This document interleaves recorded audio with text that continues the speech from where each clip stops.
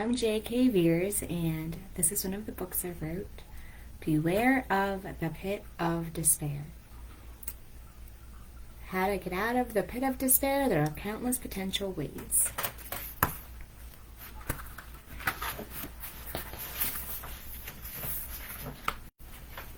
I'm going to go ahead and read the book, and then I'll read the introduction after. Hello everyone, I'm sorry to share, but you may enter the pit of despair. I'm writing to tell you to beware and prepare. In life there are good times, but there are certainly bad times as well. Many people don't talk about the bad times. There are times when your plans come tumbling down, when the person you have a crush on won't like you back. There are times when someone may say something mean behind your back or post it online. There are mean people you will learn after you already trusted them. You will be hurt, disappointed, let down. Animals, people, and even where you live or go to school can change drastically and often unexpectedly. There are times you are sad or mad or don't even know why. Perspective. If it wasn't for the bad, you would never appreciate the good times. The rainbow and flowers needed the rain to exist. The butterfly needed the cocoon, chrysalis, darkness to become beautiful and fly. You should never give up if you end up in the pit of despair. Let me tell you about it so you know if you or a friend are in it. First, you think you are the only one in it, which is why I'm writing this book, so at least you won't believe that cognitive distortion. If you don't know what a cognitive distortion is, I am happy to tell you what a cognitive distortion is. It is a thought that is wrong and can also be called faulty thinking. Did you know your thoughts can be wrong? Well, they can be, and often if you feel deeply depressed, your thoughts will get distorted and become false. Second, depression and despair are not fun and can affect everyone differently. Some people struggle to get out of bed, put clothes on, leave the house, shower, or even eat. Some struggle with thinking like the brain simply stops working. Others may struggle more with doing things. Even moving can be hard. Some feel so tired and exhausted just breathing. Some feel so totally helpless that they doubt their past happiness. FYI, I wrote the above based on my own experience, so you are definitely not alone if you are experiencing the above. Reality. There are potential pits at nearly every stage of life, and many fall down once or more, but learning the skills can help prepare you to get out quicker or even avoid some. How to get out of the pit of despair. There are countless potential ways. First, realize where you are. Dr. Dan Siegel said if you name it, you can tame it. If you can name that you are in the pit of despair, dealing with potentially a major depressive episode, then you're more likely to get out. Second, realize that what you are doing isn't working. Accept that getting out of this despair may require help to get out. Third, be willing to get out of your comfort zone. If you're willing to change your thoughts, change behavior, learn new things, try new doors, things, then you can take your healing journey further. 4, commit to your success. Be committed that you will get out of the pit of despair, that you will keep going even if you fail. This commitment is key to success. Now let's talk about thoughts. Have you heard of cognitive therapy or cognitive behavior therapy? Have you heard about how our thinking can help us improve or make our mood worse? Many readers will answer no, so let me explain the cognitive triangle. So we have thinking, feeling, behavior. Thoughts, feeling, and behavior will impact each other. If we can change our thoughts, we may be able to change our feelings and behavior, and vice versa. This information was developed in the 1960s by Aaron Beck and Albert Ellis. Challenge your thoughts. 1. Is your thought helping your emotions? 2. Is your thought helping improve your behaviors? 3. If no to either, find a better thought. Let's talk about 8 thoughts that you may have and are wrong. Here's how to address a cognitive distortion, faulty thoughts you or a friend may experience in the pit of despair. Some will have none, one, or more. You can skip lies, cognitive distortions you don't have if you want, but it is good to prepare. So the lie side. This side would tell you the lie, cognitive distortion, faulty thinking under lies. These are thoughts that bring you down deeper into despair. Here's the truth side. This side would tell you a positive, truthful thought to help you change your thinking. These truths have the potential to help you start coming out of despair. FYI, I personally experienced all of the following cognitive distortions, but think the truth now, and it is so much better. So 1, when you think it will never get better. I already told you it does. So the truth is everything changes. 2, when you think you are alone. Remember the truth. You are not alone. Even if you know no one, multiple hotlines for help and professionals. 988 is the hotline in the United States for suicide prevention you can call. Speaking as a therapist, we want to help you. 3, when you think no one else has ever felt this bad. The truth is, depression impacts nearly all families. When I thought this way, I believed this, but realized that this pit of despair is common, almost normal. Many feel this way and many get out, so don't give up. And 4, when you think you are a burden. The truth is you are not a burden alive. A death of despair is the worst burden. People who love you want you alive and want to help you. Even complete strangers want to help you. People make a living helping. Therapist. 5, when you think you can't be helped, the truth is you can be helped. People are even going public sharing their stories of getting out of major depression, being suicide. Check out NAMI blog, which is NAMI, National Alliance of Mental Illness. I think it's Alliance Association. But NAMI blog. My story is even in there. 6, lie. When you think you will bring anyone down if you talk about your feelings with someone else. The truth is, being honest takes friendships to a much deeper level, stronger, or helps weed out superficial, unhealthy friends. People want to help you so much they go to school to become therapists.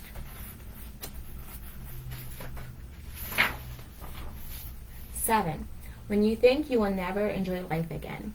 The truth is, remember, start thinking, how will you enjoy life again? You want to enjoy life again. Think these things. You would challenge yourself to find ways to enjoy life.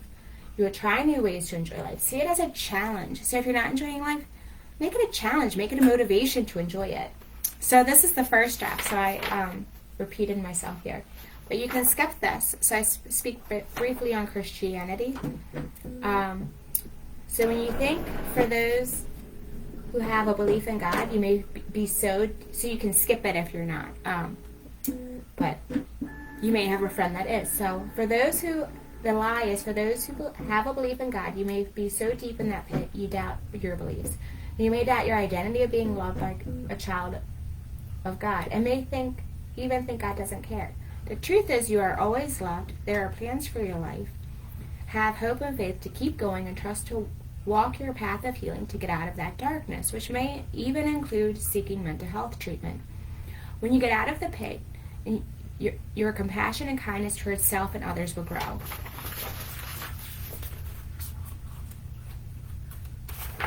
And then I have scripture to back up each of those points.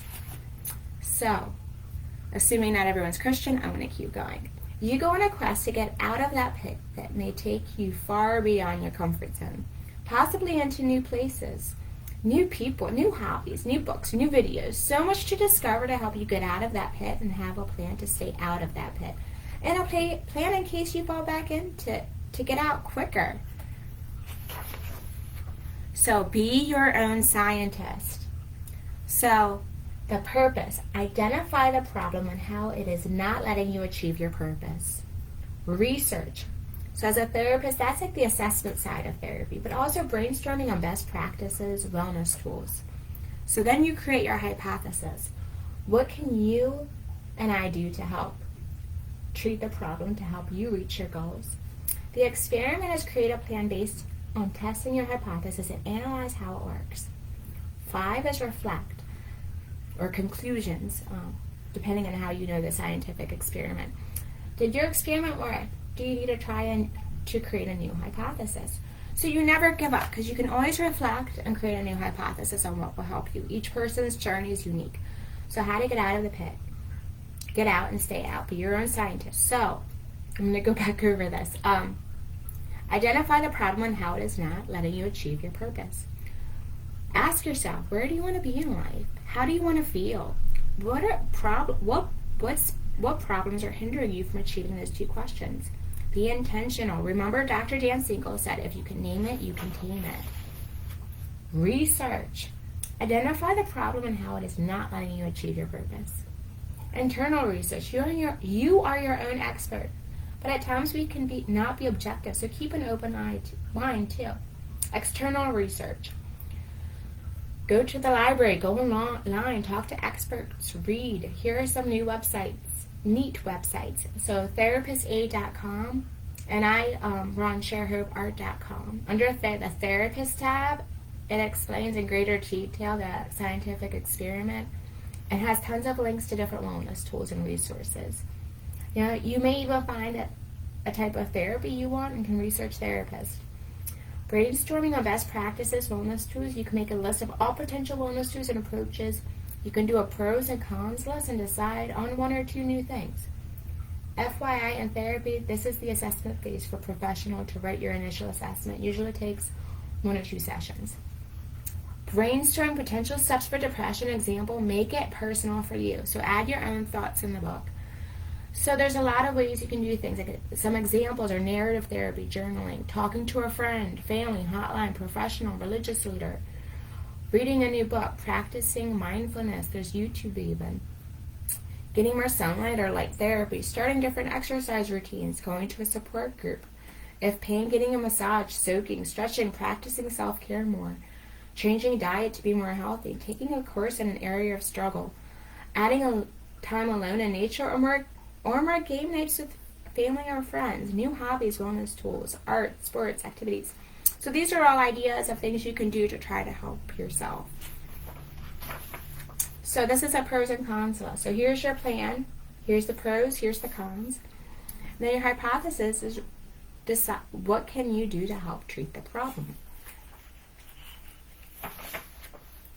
And then you can create your objective, which can be, the SMART is specific, measurable, achievable, realistic, time frames to complete. Do the experiment. Try to see if your ideas and how to improve actually work. Always make sure it is safe for yourself and others. Design your experiment and then act on it. Always make sure it is safe for yourself and others. Remember, these are your hypotheses and you can always create more. It is a quest and a journey. Trying new things is hard, so please be patient. Continually reflect on progress. Start the experiment. Act on your plan. Action is huge. Then reflect. How are you feeling? What are you thinking? Did it help or hurt? What can you learn? Do you think you need to try something else? Should you start from scratch and add to this wellness tool? Don't give up on life. Life has ebbs and flows, so some things help at certain stages in life, and other stages we need new coping skills. Takeaways to remember. Be kind to yourself during this time. Be patient. This is a process, a journey. There are ups and downs. Be patient with yourself. Don't give up.